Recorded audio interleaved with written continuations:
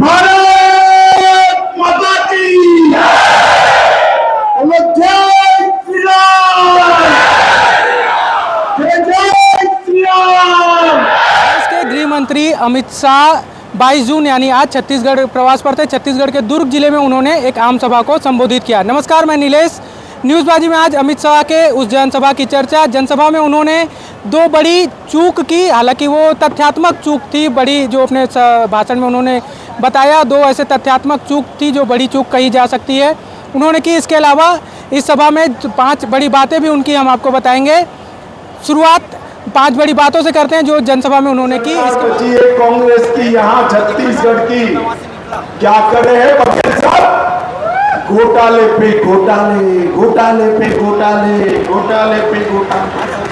और एक बघेल सरकार घोटाले की बात में करता हूं भाई। ये बघेल सरकार वादा खिलाफी करने वाली सरकार। उन्होंने शराबबंदी की घोषणा की थी, शराब की होम डिलीवरी चालू कर दी। आपको 10 लाख नौकरी देने का वादा किया था, मिला है भैया किसी को? अरे मिला है क्या? बेरोजगारी भत्ता 2500 रुपया दिया देना था, मिला है? जोर से बोलो, मिला है? स्व सहायता जूथों का कर्ज माफ करना था, नहीं किया। हमारे चावल वाले बाबा रमन सिंह जी जब मुख्यमंत्री थे, तेंदुपत्ता का रेट और पैसा दोनों मिल जाता था। आज लगभग तेंदुपत्ता का 500 करोड़ रुपया गरीब आदिवासियों का फंसा है। बघेल साहब, आपको शर्म आनी चाहिए। आपने इतनी वादा खिलाफी की है कि छत्तीसगढ़ की जनता चुनाव का ही राह देख रही है। चुनाव आते ही आपकी कुर्सी करना तय है, फिर से भारतीय जनता पार्टी की सरकार। ये सरकार ने ढेर सारे घोटाले किए। शराब घोटाला 2000 करोड़, कोयला घोटाला परिवहन का 500 करोड़, गरीब अन्न योजना में 5000 करोड़ के घोटाले का आरोप, घोटाला 1300 करोड़ का आरोप, पब्लिक सर्विस कमीशन का घोटाला, लाखों लोगों से नौकरी के सामने पैसे मांगे गए।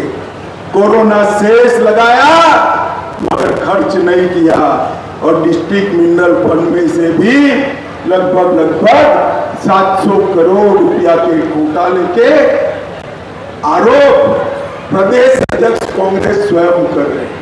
23 में यहां विधानसभा का चुनाव है। मुझे बताओ 23 में किस पार्टी की सरकार बनेगी? जोर से बोलिए, किस पार्टी की सरकार बनेगी? और मुझे बताओ 24 में राहुल बाबा और मोदी जी कौन प्रधानमंत्री बनेगा? अरे जोर से बोलो, कौन प्रधानमंत्री बनेगा?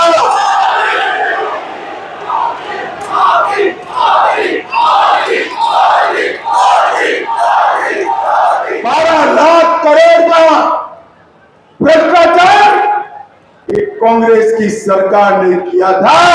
9 साल हो गए मोदी जी को।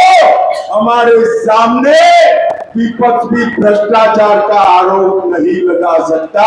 मोदी जी ने पारदर्शी शासन करते थे। आए दिन देश में आतंकवादी घटनाएं होती थी। पाकिस्तान से आलिया, मालिया, जमालिया घुस जाते थे और हमारे जवानों के सर काट कर मिल जाते। और मनमोहन सरकार उठ नहीं करती। आई, पाकिस्तान को आदत लग गई थी। उन्होंने फिर से कश्मीर में हिमाकत की, उरी और पुलवामा और उरी में हमला किया, मगर वो भूल गए कि अब मनमोहन सरकार नहीं है, नरेंद्र मोदी सरकार है, भारतीय जनता पार्टी की सरकार। उसका आतंकवादियों का सफाया करने का काम मोदी जी ने किया। कांग्रेस वालों ने 70 साल से अपनी गोदी में धारा 370 जैसे बच्चा बिठाया हो, इसको सहला सहला कर संभाला। मोदी जी को छत्तीसगढ़ की जनता ने दूसरी बार प्रधानमंत्री बनाया। 5 अगस्त 2019 को मोदी जी ने धारा 370 को संभाला। और जब धारा 370 हटी, एक कांग्रेस पार्टी वाले राहुल बाबा के नेतृत्व में सारे के सारे कहते थे मत हटाओ मत हटाओ। मैं ही बिल लेकर गया था, मैंने कहा क्यों ना हटाए भाई, तो उन्होंने कहा कश्मीर में खून की नदियां बह जाए। राहुल बाबा, धारा 370 हट गई, खून की नदियां छोड़िए, कंकर चलाने की किसी की हिम्मत नहीं। राम मंदिर को लटका रही थी, फटका रही थी, अटका रही थी। मोदी जी ने एक दिन सुबह जाकर राम मंदिर का भूमि पूजन कर दिया। और युवाओं, टिकट तैयार रखना, जनवरी में राम मंदिर का अंदर राम लला के दर्शन। 70 साल तक अपनी वोट बैंक संभालने के लिए प्रभु श्री राम का अन्याय करने का काम एक कांग्रेस सरकार ने किया। और नरेंद्र मोदी जी ने प्रभु श्री राम को सम्मान के साथ उसी स्थान पर जहां प्रभु श्री राम का जन्म हुआ था, वहां भव्य मंदिर स्थापित कर सम्मान के साथ दिखाने का काम नरेंद्र मोदी जी के शासन में हमने वामपंथी उग्रवाद पर एक बस्तर का थोड़ा क्षेत्र छोड़कर कुल मिलाकर कंट्रोल लेने का काम किया है। दुर्ग में जनसभा को संबोधित करने से पहले अमित शाह भिलाई में पद्मश्री उषा बारले के घर गए। उषा बारले के घर उन्होंने कुछ देर समय बिताया और उनसे चर्चा की। पद्मश्री उषा बारले हाल ही में उन्हें इसी साल जो है पद्मश्री से नवाजा गया था। इसके बाद वो दुर्ग पहुँचे। दुर्ग में उन्होंने, आपने सुना किस तरह से छत्तीसगढ़ सरकार के ऊपर जब जो तमाम आरोप लग रहे हैं उसको लेकर हल्ला बोला और केंद्र की मोदी सरकार की तारीफों के पुल बांधे। दावा किया कि 2024 में फिर से मोदी सरकार बनने वाली है। इसके अलावा छत्तीसगढ़ में भी भाजपा की सरकार बनेगी। अब हम आपको बताने जा रहे हैं वो 2 बड़ी तथ्यात्मक गलतियां जो अमित शाह ने जनसभा को संबोधित करते हुए। मैं दुर्ग जिले में स्टील नगरी में आया हूं। भिलाई को लघु भारत का रूप माना जाता है। ये भिलाई में देश का कोई प्रांत ऐसा नहीं है जहां से लोग यहां पर नहीं बसते। और आज एक प्रकार से भिलाई में जो जनसागर उमड़ा है, मैं मुख्यमंत्री छत्तीसगढ़ को कहना चाहता हूं कि आपके शासन की उल्टी गिनती शुरू हो चुकी है। और 19 में भी 11 सीटें देने का काम इस छत्तीसगढ़ की जनता ने किया है। और आपके आशीर्वाद से मोदी जी 2 बार पूर्ण बहुमत के साथ प्रधानमंत्री बने हैं।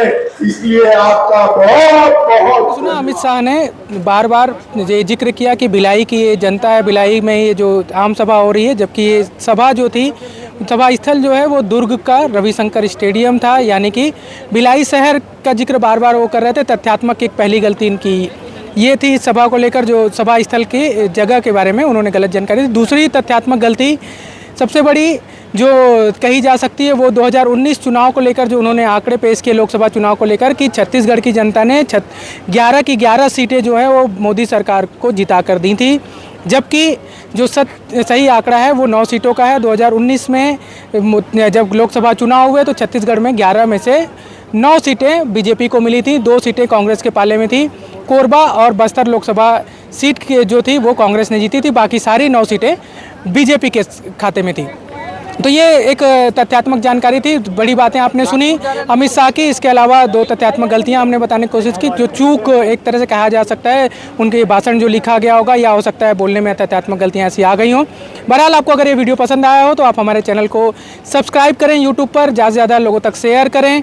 इसके यूट्यूब के अलावा आप हमें फेसबुक, इंस्टा, ट्विटर पर भी फॉलो कर सकते हैं, NEWSBAJI। हमें आप कोई शिकायत, सुझाव या कोई जानकारी हो तो हमारे साथ कमेंट बॉक्स में साझा करें। इसके अलावा आप हमें newsbaji.editor@gmail.com पर मेल भी कर सकते हैं। आप हमारी ताज़ा अपडेट जितनी भी आप अमित शाह से जुड़ी खबरों को आप देखेंगे समय पर आपको मिलते रहें। इसके अलावा देश, दुनिया और छत्तीसगढ़ की तमाम ताज़ा अपडेट के लिए हमारी वेबसाइट newsbaji.com को भी फॉलो कर सकते हैं।